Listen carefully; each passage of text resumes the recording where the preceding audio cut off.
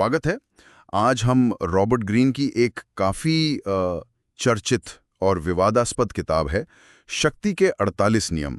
इसके कुछ खास हिस्सों पर थोड़ी गहराई से बात करेंगे। हाँ बिल्कुल। ये किताब बताती है कि पावर मतलब शक्ति कैसे काम करती है, और अक्सर ऐसे तरीकों से जो हमें शायद थोड़ा असहज भी लगें। हाँ, है तो ये रणनीतियाँ ही, सत्ता कैसे हासिल की जाए, कैसे बनाए रखी जाए। सही। तो हमारा इरादा बस इन विचारों को समझना है, उनका समर्थन करना या ना करना वो अलग बात है।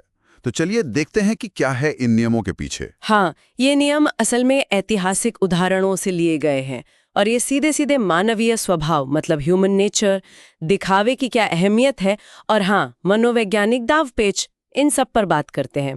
तो पहला नियम जो है वो है कानून नंबर 6, हर कीमत पर ध्यान आकर्षित करें, court attention at all cost.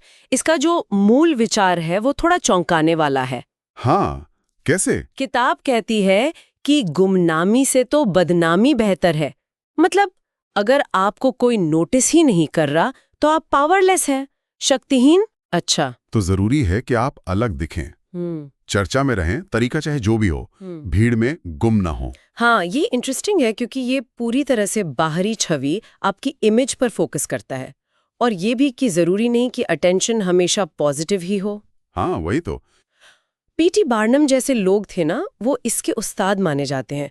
वो जानबूझकर कई बार विवाद खड़ा करते थे या एकदम रहस्यमयी बन जाते थे, ताकि लोग बात करते रहें। हाँ बिल्कुल, ताकि लोग उनके बारे में बात करें। उनका मानना था कि भाई किसी भी तरह की पब्लिसिटी अच्छी पब्लिसिटी है, बस आप अनदेखे न रह जाएं। तो मतलब नजरों में रहना, चर्चा में बने रहना, यही अपने आप में एक शक्ति है, वजह चाहे कुछ भी हो। ये सोचने वाली बात है। बिल्कुल। अच्छा, तो मानिए ध्यान खींच लिया, अब उसे बनाए रखने के लिए शब्दों का इस्तेमाल कैसे करें? यहीं पर आता है कानून नंबर 4, हमेशा जरूरत से कम बोलें, always say less than necessary. ये भी बड़ा दिलचस्प नियम है। ये कहता है कि आप जितना ज्यादा बोलते हैं, खासकर जब आप इम्प्रेस करने की कोशिश कर रहे हो, तो आप उतने ही साधारण मतलब कॉमन और कम कंट्रोल में दिखते हैं। अच्छा, ऐसा क्यों? क्योंकि जब आप कम बोलते हैं तो आप ज्यादा शक्तिशाली, ज्यादा गहरे और ज्यादा रहस्यमयी लगते हैं। शब्द एक तरह से हथियार हैं, लेकिन उनका जरूरत से ज्यादा इस्तेमाल उन्हें कमजोर कर देता है। कोई उदाहरण है इसका किताब में? हाँ, लुई 14 का उदाहरण दिया गया है, फ्रांस के राजा। वो बहुत कम बोलते थे और उनकी ये चुप्पी ही उनके मंत्रियों को अंदाजे लगाने पर, यहाँ तक कि घबराने पर मजबूर कर देती थी। तो मतलब कम बोलना एक तरह का मनोवैज्ञानिक दबाव बनाता है कि सामने वाला सोचता रहे कि आखिर इनके दिमाग में चल क्या रहा है। हाँ बिल्कुल, लोग व्याख्या करने वाली मशीन होते हैं, वो जानना चाहते हैं कि आप क्या सोच रहे हैं। जब आप कम बोलते हैं तो आपकी बातों का वजन बढ़ जाता है और आप ज्यादा गहरे लगते हैं, भले ही आपने कोई बहुत बड़ी बात न कही हो। ये भी दिखावे का ही एक खेल है। सही कहा। वो चुप्पी एक खाली कैनवस की तरह हो जाती है, जिस पर दूसरे अपनी कल्पनाएं और शायद अपने डर भी प्रोजेक्ट करते हैं। एकदम सही। और आपको लगता है कि आप स्थिति पर ज्यादा कंट्रोल रखते हैं, आपके हर शब्द को ज्यादा ध्यान से सुना जाता है। तो ध्यान खींचना और कम बोलना, इसके अलावा दूसरों से अपनी बात मनवाने का या मदद लेने का भी एक तरीका बताया गया है, कानून 13। और ये शायद थोड़ा कड़वा लग सकता है। हाँ, कानून 13, मदद मांगते समय लोगों के स्वार्थ की अपील करें, उनकी दया या कृतज्ञता की नहीं। ये सुनने में थोड़ा कठोर जरूर है, पर है बहुत प्रैक्टिकल। प्रैक्टिकल कैसे? किताब का तर्क ये है कि लोग ज्यादातर अपने फायदे से प्रेरित होते हैं, सेल्फ इंटरेस्ट से। तो अगर आपको किसी से मदद चाहिए तो ये याद दिलाने के बजाय कि आपने उनके लिए पहले क्या किया था या आपको कितनी सख्त जरूरत है, तो क्या करें? आप ये दिखाएं कि आपकी मदद करने से सामने वाले को क्या फायदा होगा, उन्हें अपना लाभ किसमें दिख रहा है। जब उन्हें अपना फायदा दिखेगा तो वो ज्यादा उत्साह से आपकी मदद करेंगे।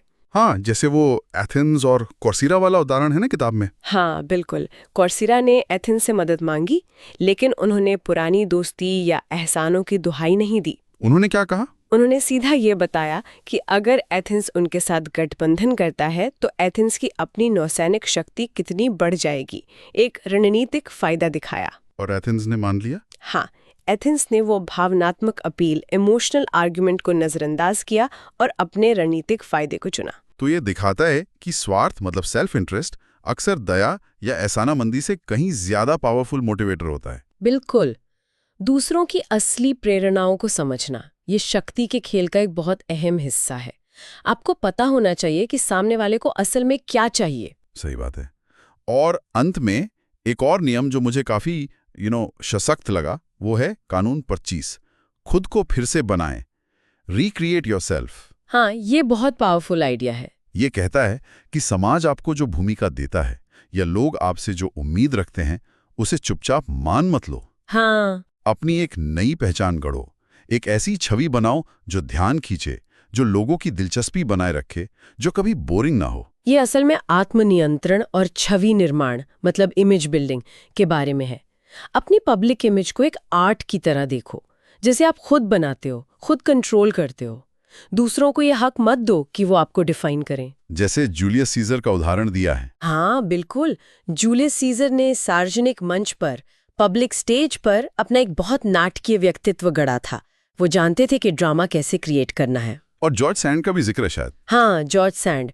उन्होंने एक पुरुष नाम अपनाया, वैसी ही छवि बनाई और उस जमाने की सामाजिक बाधाओं को तोड़कर अपनी एक अलग पहचान बनाई।